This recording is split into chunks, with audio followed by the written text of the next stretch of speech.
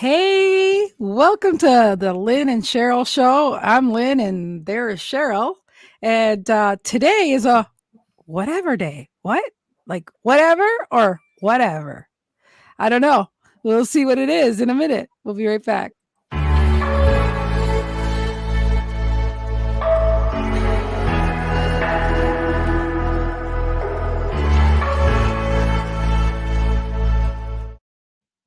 Welcome back. Hello, Sheryl. How are you? Yeah. Can I just leave it right there?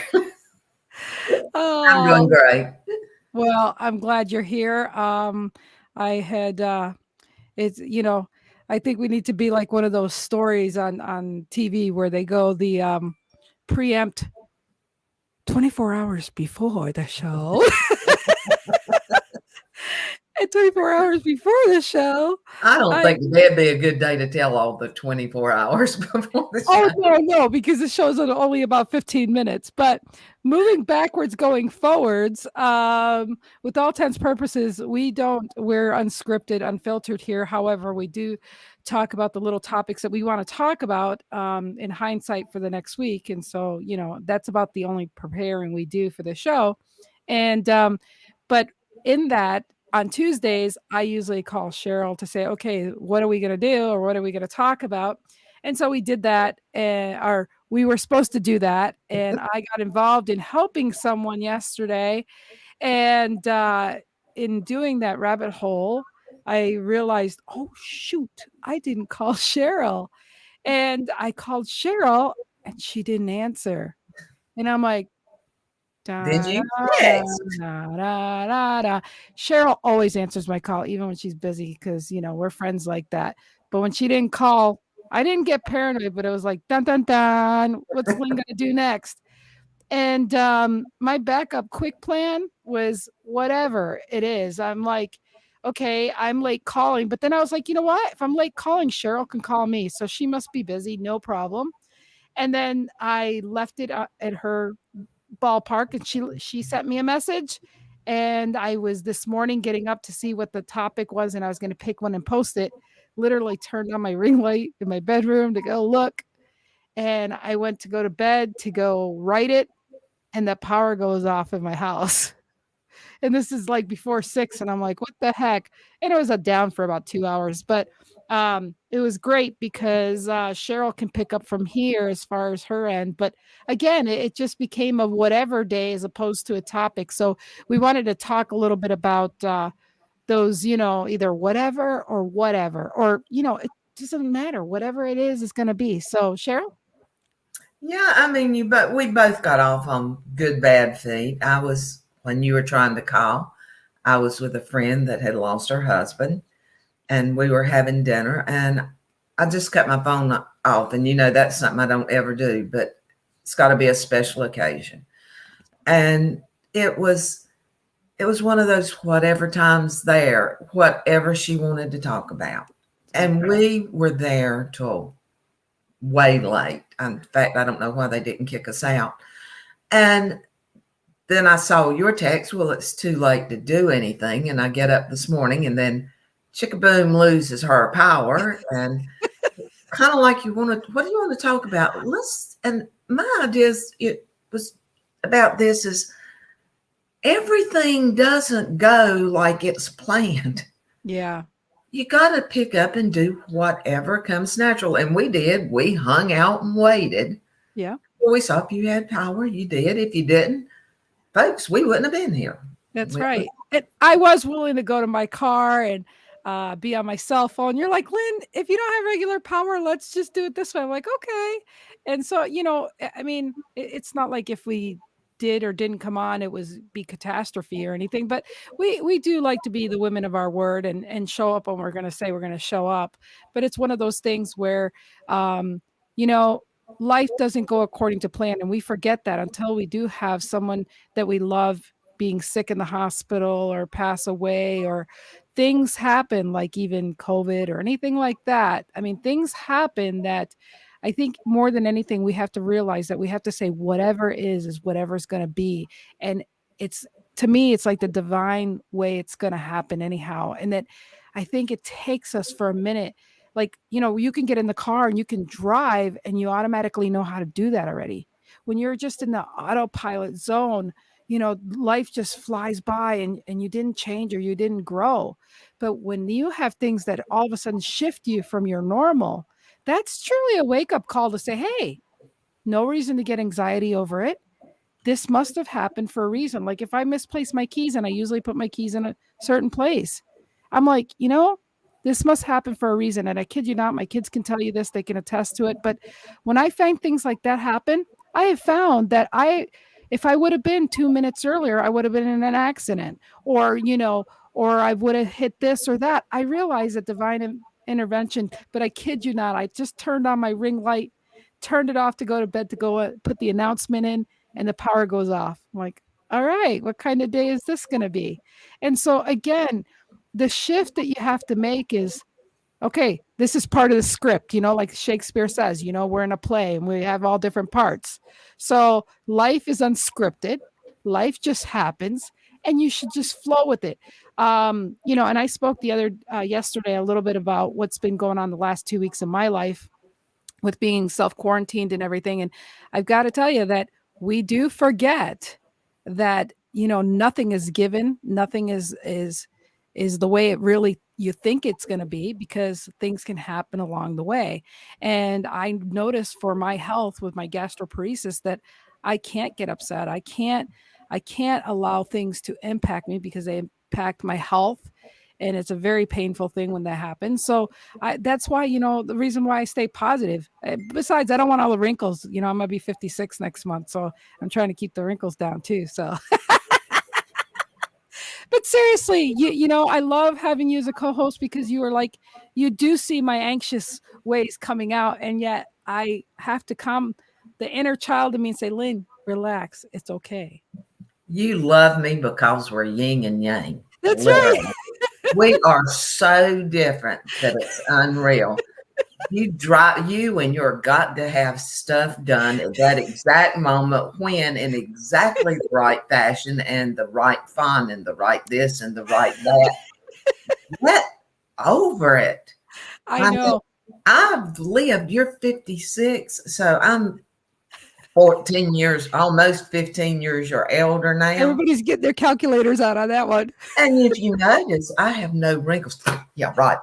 But the thing about it is, I have always flown by the seat of my pants. I've been lucky doing it. Do I have a calendar? Oh, yeah. Mimsy here keeps me all alive. But you don't realize how many times I change my calendar. And Yeah. I have a personal assistant, and we have this nice little list that we use that never goes to par either.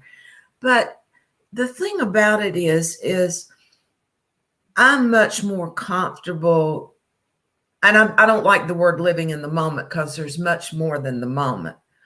But I like the fact that I can jump to the next plan. And I actually had someone ask me not long ago, they said, how do you switch to plan B so easy?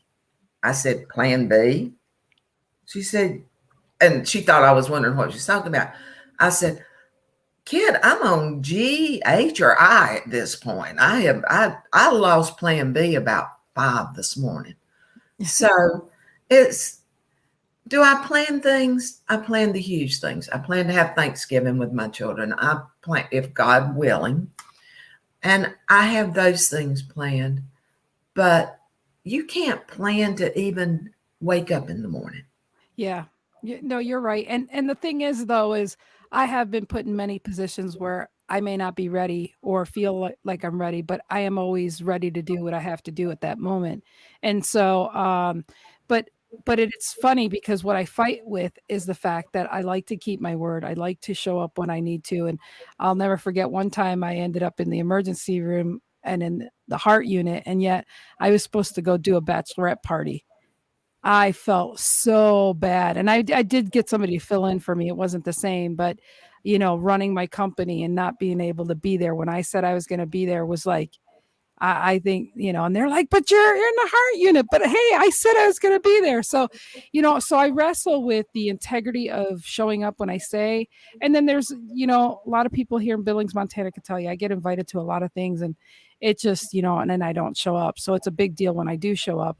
And but it's really hard to plan those things. But again, I go out of my comfort zone, and being out of my comfort zone for 2.5 months this summer, I realized that most of it was like, it's okay. Whatever's going to happen is going to happen. As long as I know where there's a bathroom and where there's a place I can sit, wherever I go, those are the only two things I worry about anymore. Well, I mean, you're talking about being there and when you're supposed to be. Many years ago, for 22 years, I hung wallpaper. I think you knew that. Mm-hmm. I was only late one time, and I was 5 minutes late, and I called the lady from down the road to tell her I was going to be late. It's being there on time is monumental to me. Being where I need to be is monumental. But I'm not going to stress out if things happen, like, a car in front of you, because when you stress, your heart rate goes up. And I mean, you can kick yourself into a heart attack. So what was kind of minor goes into something kind of big. So my whole big deal is, as you many times has things happened that caused me not to get hurt or not to be in the wrong place at the wrong time.